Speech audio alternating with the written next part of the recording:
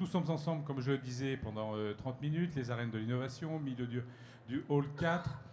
Nous allons discuter du budget européen et notamment de la nouvelle proposition de la Commission européenne pour parler du budget post-2027, c'est-à-dire que le CFP, le cadre financier pluriannuel 2028-2034. La Commission européenne a présenté sa proposition, vous le savez, en juillet, avec des nouvelles priorités, notamment souveraineté, défense, sécurité, numérique aussi, mais aussi la compétitivité, l'innovation, la recherche, et tout cela dans les ambitions aussi de transition écologique et énergétique.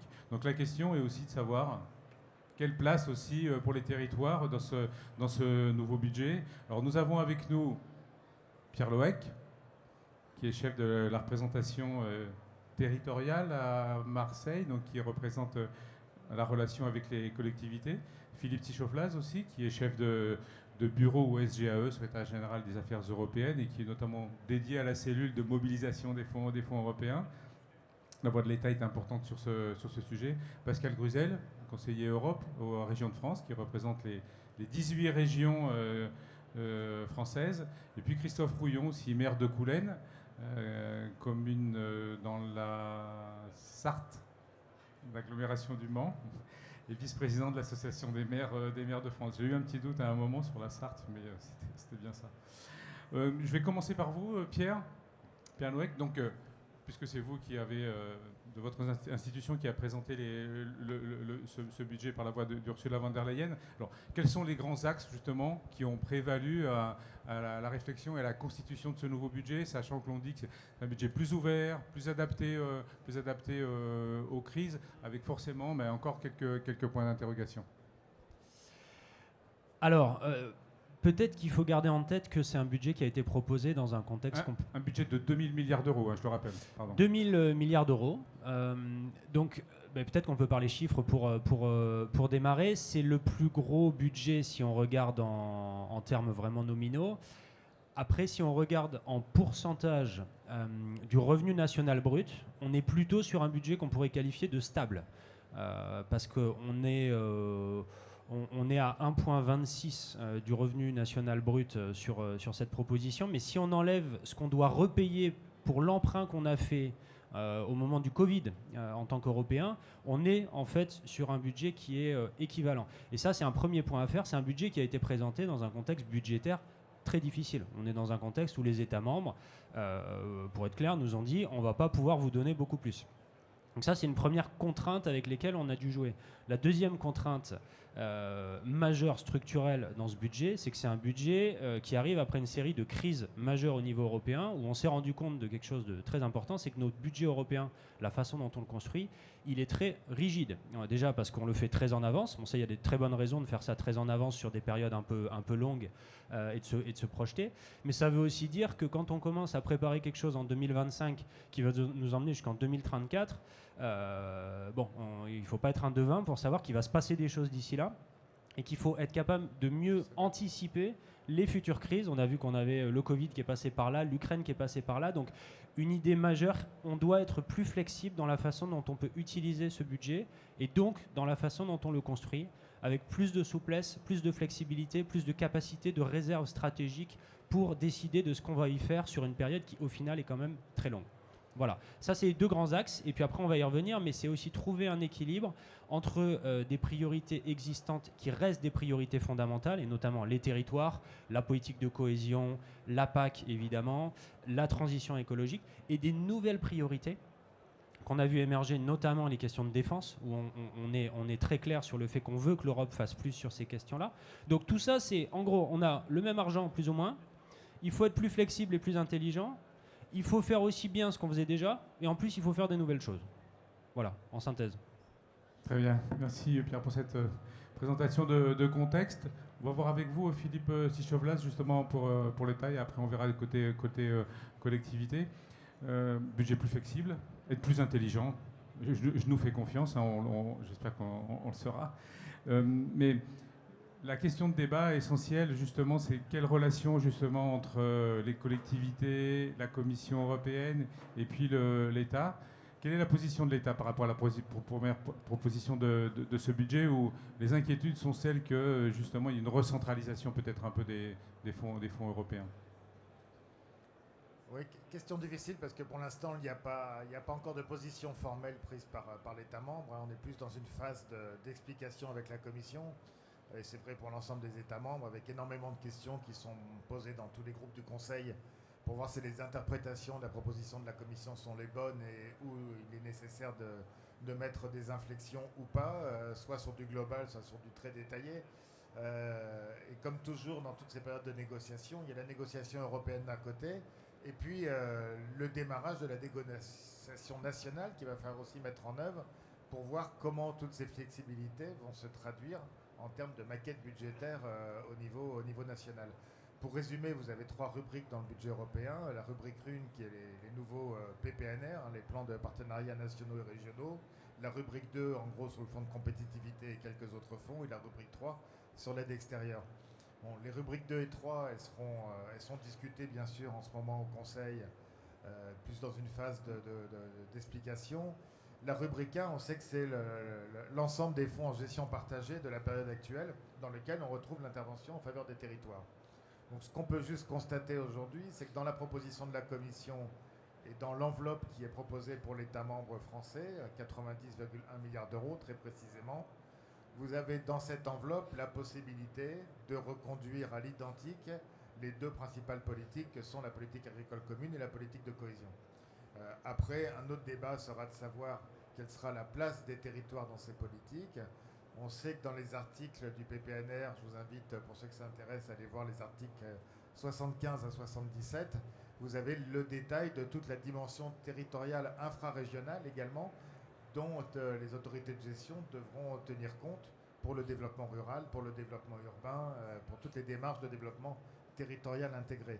Alors un point d'actualité qui est venu s'ajouter à la proposition de la Commission, c'est le dernier courrier d'Ursula von der Leyen qui a réagi après la mobilisation du Parlement européen à ce sujet et qui a ajouté une garantie de 10% pour les territoires ruraux en matière d'intervention territoriale, selon la revendication qui avait été faite par plusieurs acteurs de ces territoires du fait qu'il n'y avait plus de crédits fléchés. Donc, il y a un fléchage en plus qui est ajouté. Tout ça devra bien sûr, sous l'autorité des autorités de gestion, être précisé dans tout le travail de préparation nationale du PPNR. Alors on voit toujours dans les propositions le verre à moitié vide ou à moitié plein. Certes, c'est un fonds unique, mais c'était aussi une revendication de beaucoup d'acteurs que d'avoir une approche simplifiée. C'est un fonds plus flexible et c'est surtout beaucoup de simplifications proposées en termes de gestion. Donc ça, je pense que ce sera un point important aussi. On va y revenir justement. Je veux passer la parole à Pascal Gruzel pour les régions. Parce qu'évidemment, tous ces mots, simplification, aussi déjà des fonds garantis, tout ça, je pense que c'est plutôt des bonnes nouvelles. En même temps, vous avez aussi des attentes fortes et puis aussi quelques inquiétudes par rapport aux régions que vous avez exprimées aussi depuis un petit moment, depuis l'apparition du CFP. Oui, effectivement, les attentes des régions sont fortes. Les présidents les ont rappelées au cours des derniers mois. Donc, suite aux propositions de la Commission, bien évidemment, l'enjeu pour les régions, c'est de pouvoir continuer de mettre en œuvre une véritable politique de cohésion dans notre pays, notamment, pas exclusivement, mais notamment au niveau de la politique de cohésion. Bien sûr que la politique de cohésion aujourd'hui est une composante centrale pour l'intervention et l'action des régions en faveur des territoires, du développement et de l'aménagement des territoires. Donc les présidents de région sont parfaitement conscients des enjeux et des besoins de financement des acteurs régionaux et locaux. Donc effectivement, il y a une grosse attente. Mais l'objectif, bien évidemment, c'est de maintenir une politique de cohésion digne de ce nom. Et par rapport à ça... Quand vous dites digne de ce nom, c'est-à-dire par rapport au montant, par rapport au montant, d'abord, par rapport au montant, faire en sorte que la politique de cohésion ne soit pas la variable d'ajustement du budget 2028-2034.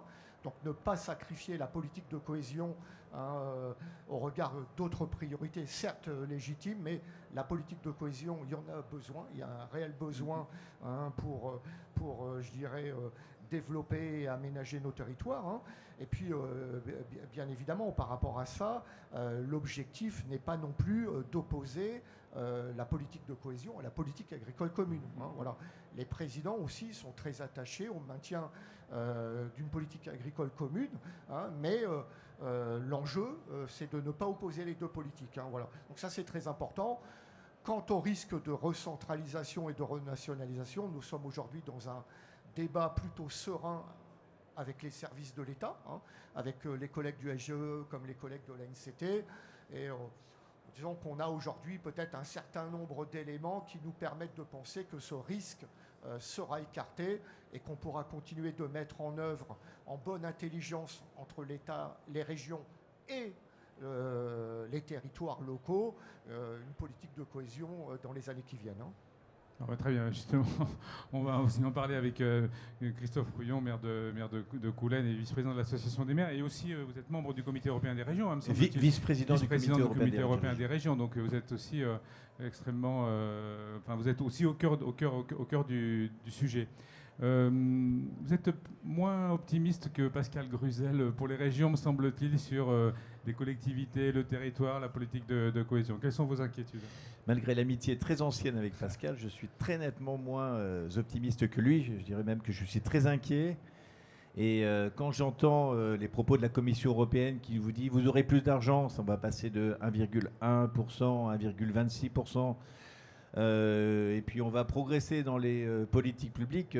J'oscille entre deux films un peu des années 60 que vous connaissez certainement. C'est Le salaire de la peur avec Yves Montand, ou alors le film de Louis Malle, je ne sais pas si vous vous rappelez, Ascenseur pour l'échafaud, qui était pas mal aussi, avec Jeanne Moreau. Voilà, on est un peu dans cette problématique quand même aujourd'hui, parce que vraiment je n'ai aucune confiance, vous m'excuserez, dans les propos de la Commission, ni dans ceux d'Ursula von der Leyen, qui, depuis 3 discours sur l'état de l'Union, n'a jamais prononcé le mot de la politique de cohésion. Pourtant, il y a eu un accord politique, parce que là, on est dans la politique, on ne va pas faire de la bureaucratie, de la technocratie, des discussions entre stakeholders, entre spécialistes. Il y a eu un accord politique pour dire, en soutien du groupe socialiste, du comité des régions à la nouvelle commission, en disant attention, il y a 2 points sur lesquels on ne cédera pas, c'est la politique de cohésion et le logement. Et aujourd'hui, patatras, première proposition de la Commission, qui n'a pas un boulot facile. J'aimerais pas être à votre place parce que il faut arriver à convaincre les États de continuer à mettre de l'argent, il faut des nouvelles priorités, des nouvelles politiques avec un budget qui est à peu près le même. Mais les nouvelles propositions de la Commission, c'est aller partie de bonne taux, on vous embrouille, on met tout dans un même fond, on mélange la politique de cohésion, la PAC, etc., la politique de défense, et au total, Dieu reconnaîtra les siens. Donc je vois bien qu'il y a eu, parce que les agriculteurs sont allés à Bruxelles avec les tracteurs, ils ont eu peur, j'y étais, les tracteurs, vous savez, c'est des monstres, c'est pas des petites choses, ils étaient à 2 pas de l'entrée du Parlement européen et de la Commission, avec 3-4 policiers belges débonnaires qui les auraient pas arrêtés. Donc ils ont vu au moment où il fallait intervenir. Donc, résultat, 10% réservé pour le monde rural. Pas pour le développement de développement rural, pour le monde rural, pour la PAC. Par contre, la politique de cohésion, aucune sanctuarisation. On ne sait pas à quelle sauce on va être mangé. Donc on reviendra dans le cours du débat. Et puis le dernier point, alors sur la recentralisation, on est quand même en pleine escroquerie au moment où on nous dit qu'on va avoir une nouvelle étape de décentralisation. C'est peut-être ce que va nous dire le Premier ministre tout à l'heure. Et puis tout d'un coup, alors c'est plus les régions qui vont gérer, c'est les États dans un espèce de méga-fonds. Et où alors hier, dans une discussion aimable, on nous a dit non, vous allez garder la gestion. Alors en gros, les priorités politiques sont définies par l'État, puis nous on va faire les comptables, on va répartir les sous entre les territoires. Franchement, si c'est nous ramener à ça, je suis très inquiet parce que en bout de course, est-ce que l'argent arrivera pour nos investissements locaux? Je ne sais pas. Et si on annonce que les 30%, je termine par ça, se traduiraient par une baisse sur la durée peut-être de milliards d'euros, ça fait 500 millions d'euros par an qui seront en moins sur l'investissement local. Donc l'AMF est très inquiète et nous le réaffirmons dans la résolution de ce matin. On va laisser Pierre Louec aussi répondre à ces sujets et interrogations sur la réduction peut-être des fonds, les priorités. des choses sont mélangées. Pourtant, vous aviez un peu essayé d'expliquer clairement ce qui allait se passer. Puis après aussi, Philippe Sichauvelaz pour un petit peu répondre. Alors sans doute que peut-être le Premier ministre, effectivement, ce matin au Congrès des maires, dans le bâtiment à côté, c'est cet après-midi, apportera-t-il des réponses sur ce sujet? Non, peut-être pour revenir sur le premier point de Monsieur le maire, sur le fait que la Commission, y compris Madame van der Leyen, n'est pas assez, j'allais dire, vocale. Je pense que c'est pas vrai. Ça a été rappelé maintes fois à diverses occasions. Est-ce qu'elle a prononcé le mot cohésion? Il faudrait revoir un peu les notes. Mais en tout cas, quand on a présenté le budget, on a été très clair sur le fait que ça devait rester un budget pour les territoires, parmi d'autres priorités. Encore une fois, le parmi d'autres priorités est important parce que le niveau de pression et de contrainte sur le fait d'être capable d'agir sur d'autres sujets sur lesquels on est attendu, il est là. Donc, dès qu'on pose la question, est-ce que vous pensez que l'Union européenne doit agir sur la défense, par exemple? Oui. Enfin, les citoyens vont dire oui aussi. Donc, il faut comprendre un petit peu les choix politiques initiaux et la façon dont c'est fait. Cela dit, sur la politique de cohésion, il faut garder en tête, et Philippe l'a dit, les moyens financiers sont là pour assurer une continuité et la capacité de la France de continuer à la fois sa politique agricole commune et sa politique de cohésion telle qu'elle a été menée actuellement. Les moyens financiers sont là.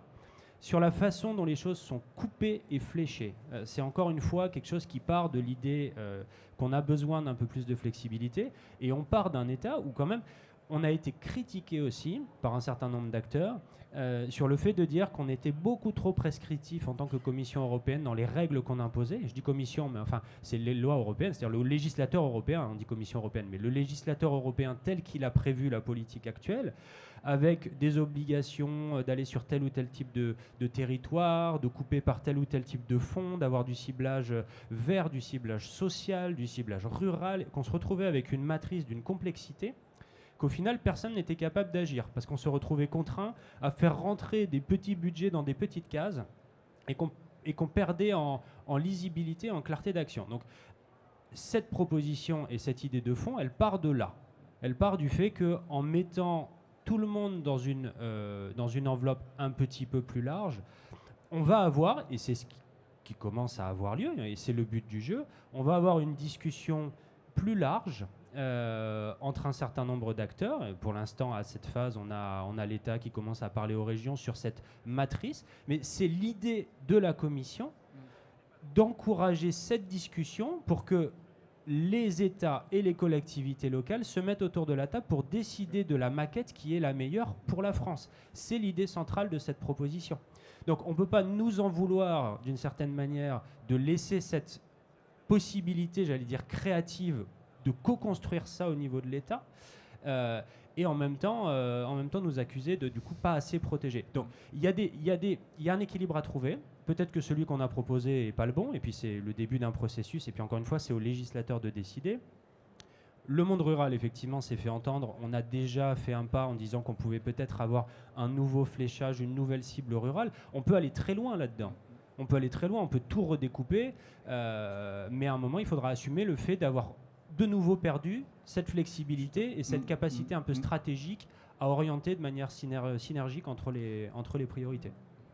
Très bien, merci pour ces éclairs. Alors peut-être avant d'arriver à vous, Philippe Sichauvelaz, juste rebondir avec nos acteurs des collectivités locales. Simplification, flexibilité, c'est des mots que je pense vous pouvez entendre et que vous demandiez. C'est bien ça, c'est une réponse de la Commission par rapport à ce sujet-là. Donc, est-ce que l'ambiguïté ne vient pas simplement du fait que lorsqu'on parle de simplification et de flexibilité, ça laisse forcément des portes ouvertes à des négociations, à mettre des choses sur la table? C'est maintenant qu'on y est. Côté région, en tout cas, nous sommes parfaitement conscients et réalistes par rapport aux enjeux de simplification. On ne va pas rentrer dans le détail aujourd'hui, mais très concrètement, il y a quand même une évolution qui permet quand même de penser qu'on va vers une forme de simplification. Après, faut quand même être réaliste. Les propositions de la Commission européenne sont en train d'être expertisées aussi, bien évidemment, vont faire l'objet de négociations interinstitutionnelles. Donc, on n'est pas naïf non plus.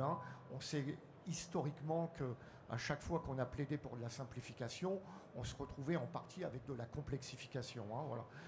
Donc, Souvent qui venait de l'État français. ouais, voilà. Mais Christophe, moi je voudrais dire simplement. Non, Philippe Souvelas n'était pas là, c'est vrai.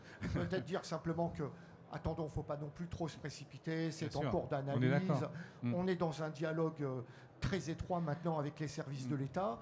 Peut-être insister quand même sur un mot, là, a été évoqué un peu cette dimension rurale et tout ça.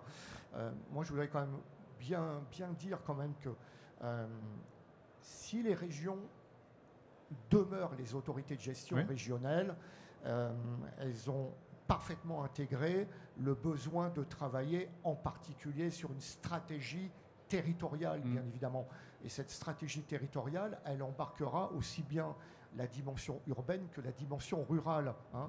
Et c'est vrai que, comme Philippe l'a évoqué, les dernières propositions de la Commission européenne, notamment sur la dimension rurale, permet de conforter justement cette dimension plus globalement.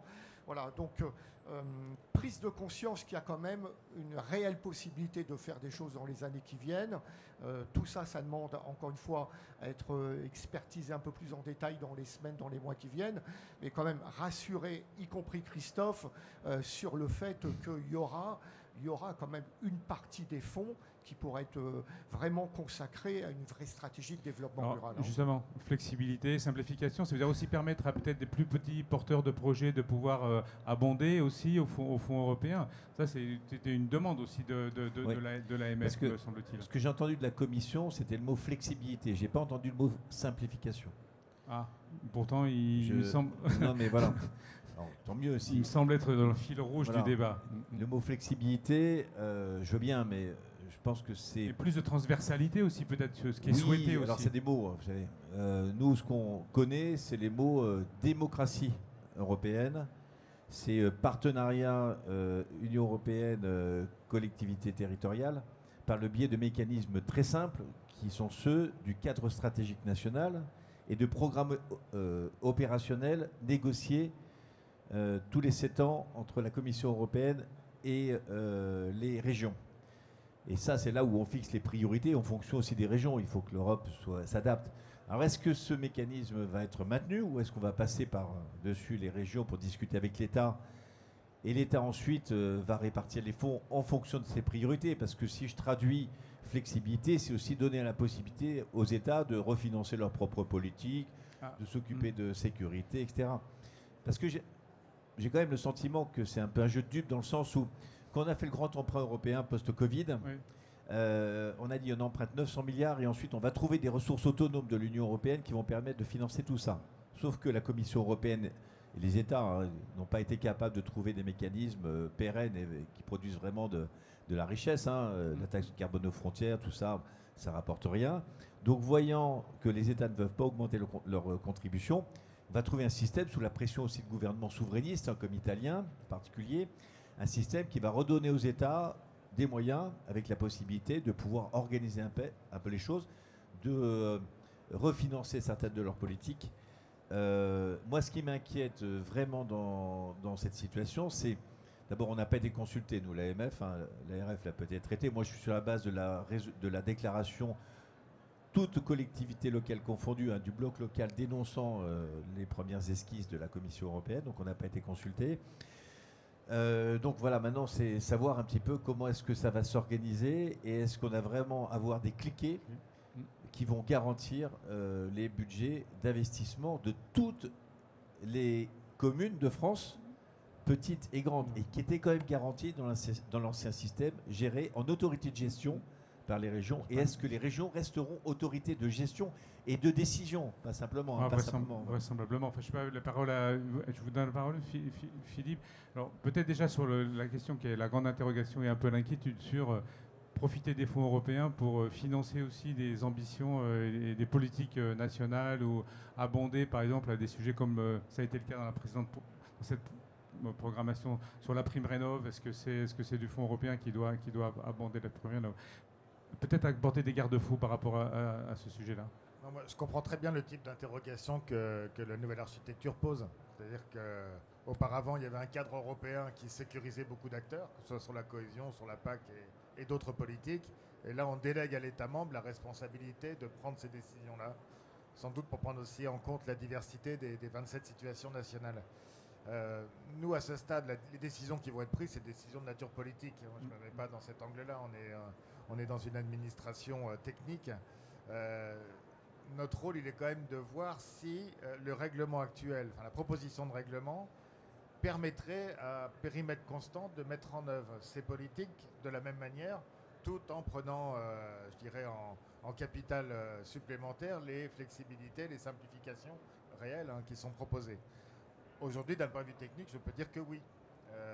Alors après, la décision de consultation et de répartition des enveloppes et de gouvernance, etc., c'est un sujet qui, lui, est éminemment politique, qui relève du Premier ministre.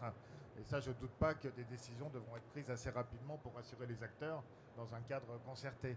Mais en tout cas, la proposition de la Commission n'empêche pas de continuer le même modèle qu'aujourd'hui. Et personnellement, je n'ai jamais vu d'autorité de gestion qui accepte d'être autorité de gestion sans avoir la possibilité de choisir ses priorités politiques. Je pense que les deux vont de pair, quoi. Et je vois difficilement comment on pourrait changer dans des délais aussi courts les modalités de gestion des fonds européens. Les modalités de gestion ont déléguées aujourd'hui au fond aux régions. Il y a toute une structure qui s'est quand même mise en place depuis 2014, la précédente programmation, qui semble difficile de casser comme ça en quelques années. À titre purement personnel, je trouverais ça extrêmement périlleux. Et pas bon pour les finances de l'État non plus. Non plus. Pierre, vous vouliez rebondir et après peut-être, parce que malheureusement nous n'avons qu'une demi-heure, simplement peut-être aussi, parce que vous gérez des collectivités locales, nous donner aussi quelques exemples. C'est quoi la politique de cohésion et qu'est-ce que ça amène aussi dans les territoires? Quelques exemples rapides. Pierre. Peut-être parce que pour rebondir sur le dernier point de Philippe, c'est important de garder en tête que ces règlements, ils ont vocation à laisser de toute façon une certaine marge de manœuvre. Enfin, encore une fois, on fait un texte pour 27, on est 27 pays, et on parle aussi de pays dont la pratique, c'est on a une autorité de gestion qui est l'État. Donc on a une très très grande diversité dans la façon dont historiquement on a géré ça. Il faut garder en tête que ça n'a jamais été le choix dans les textes de l'Union européenne de dire à un État membre qui devait être autorité de gestion. Parce que ça s'est perdu un petit peu dans les discussions. On a l'impression que c'est la Commission qui veut plus, ce n'est pas écrit dans le règlement, donc la Commission a changé d'avis. Non, on n'a jamais dit ça. Enfin, en 2014, on a eu un changement majeur, c'est l'État français qui a décidé. On l'a reconduit pour la prochaine, pour la période actuelle. Rien n'indique un changement de volonté politique français, mais encore une fois un changement de volonté politique français dans la façon de s'organiser, et ce n'est en tout cas pas l'intention de la Commission européenne, en aucun cas, de revenir en arrière. Pour être plus clair, notre évaluation de la politique de cohésion française, c'est que ça fonctionnait depuis 2014, de se reposer sur cet échelon intermédiaire pour arriver à faire cette rencontre stratégique entre le niveau européen et les stratégies territoriales. On est monté en compétences aussi. Enfin, il y a des équipes entières dans les régions. Je regarde Samuel qui connaît ça mieux que personne, mais Philippe aussi pour ton expérience. On a des centaines de personnes ultra compétentes et formées. Ce serait, j'allais dire, très risqué effectivement de remettre un coup là-dedans pour revenir sur maintenant 11 ans, 12 ans de bonnes pratiques dans les territoires français. Sur la logique d'intervention, parce qu'on parle beaucoup du plan de relance, avec des craintes que je comprends sur cette idée de rien n'empêche l'État français d'utiliser du coup les fonds pour abonder des dispositifs nationaux en mettant un petit vernis territorial sur un certain nombre de choses et dire qu'on a rempli les cadres. Le plan de relance, il avait une logique d'intervention très différente. C'était un plan de relance. On était dans de l'urgence, c'est-à-dire qu'il fallait injecter dans l'économie, il fallait aller vite. D'ailleurs, il faut débourser d'ici 2026. Enfin, en termes de fonds européens, on est sur quelque chose de très resserré. Donc, il y avait une logique à s'appuyer sur des conduits existants pour aller vite, avoir un impact sur le terrain et puis en avoir un impact macroéconomique, qui était l'objectif initial. Donc, nous, notre pari, c'est qu'on peut garder certains éléments, y compris de simplicité, dans cette logique de cadre de performance, même s'il y a beaucoup de choses à clarifier encore sur ce que ça veut dire vraiment à la maille des autorités de gestion et des porteurs de projets. Garder ces éléments tout en se donnant le temps d'une bonne programmation. Et c'est là qu'on est maintenant. Et on a quelques années, parce que c'est de ça qu'on parle, on a des mois et des années pour se mettre d'accord sur la maquette, puis ensuite sur ce qu'on met dans chacun des chapitres, etc. etc. Donc on pense qu'on peut faire, faire les deux en bonne entente. Merci. J'avais un point sur les ressources propres, mais je suis beaucoup trop Non, long. on est vraiment pris par le temps. Le temps est une ressource précieuse aussi. Juste, on termine chacun une petite minute pour nous dire c'est quoi les projets vraiment et pourquoi les fonds européens sont très structurants. Je rappelle, la PAC et la cohésion, c'est les 2 tiers du budget européen et qui revient dans les territoires. En tout cas, au titre de la cohésion, tout le monde le sait, tous les acteurs le savent. L'objectif, bien évidemment, c'est de continuer quand même ce que je disais tout à l'heure, un soutien fondamentalement au développement et à l'aménagement des territoires. Donc il n'y aura pas non plus de grande révolution là-dessus au titre de la politique de cohésion. Il y aura des évolutions, mais pas de révolution. Et l'objectif, et là je le dis à Christophe comme tous les représentants des communes, bien évidemment, si les régions veulent rester autorités de gestion, c'est d'abord et avant tout pour piloter le partenariat régional, piloter la concertation au niveau régional et se mettre d'accord entre la région et le bloc local et intercommunal sur les priorités de financement au travers de la politique de cohésion. Christophe Couillon, peut-être pour bien imager quelques exemples. Allez, l'Europe, je ne sais pas, dans mon territoire, c'est les réseaux de transport, c'est les réseaux de chaleur, c'est l'isolation des bâtiments publics, c'est une crèche municipale financée, c'est également la rénovation énergétique d'une piscine. Voilà, donc l'Europe des aménagements touristiques. Voilà, l'Europe est à tous les coins de rue grâce au fonds de cohésion territoriale avec une vraie visibilité. C'est-à-dire qu'on a vu sur le plan de relance de l'État post-Covid, il n'y avait jamais le drapeau européen sur les 60 milliards de fonds qui ont été utilisés. Donc là, la visibilité, c'est très important. Et la réduction des inégalités entre les territoires. Ce qui m'inquiète par rapport à la transmission à l'État de cette possibilité de fixer les priorités, c'est les changements avec l'État. C'est un jour oui, un jour non. On n'a pas de visibilité sur 7 ans. Donc maintenant, ce qui est important, c'est d'avoir un vrai partenariat, de maintenir un partenariat, qu'on puisse décider de ce qui va être financé et puis d'avoir un maintien de nos finances pour l'innovation, la recherche, la transition énergétique. Et bien entendu, on participera aussi à l'effort de l'État, en particulier dans le domaine de la défense. Et là, il peut y avoir aussi un soutien des entreprises avec des activités mixtes, en particulier dans le domaine de l'industrie. Donc on est prêt à participer à ça, mais pas au prix de la renonciation à l'investissement local, parce que les fonds de cohésion territoriale sont fondamentaux pour servir d'effet de levier à nos collectivités. Et sans la politique de cohésion territoriale, sans les fonds FEDER, FSE et autres, il y a plein de projets qui ne commenceront pas parce qu'on n'aura pas la possibilité d'avoir le premier euro pour pouvoir en dépenser 2 ou 3 par la suite. Merci. Je pense que ça, tout le monde en est assez convaincu et la Commission sans doute la première. Écoutez, merci messieurs, merci de votre attention aussi ici dans le public.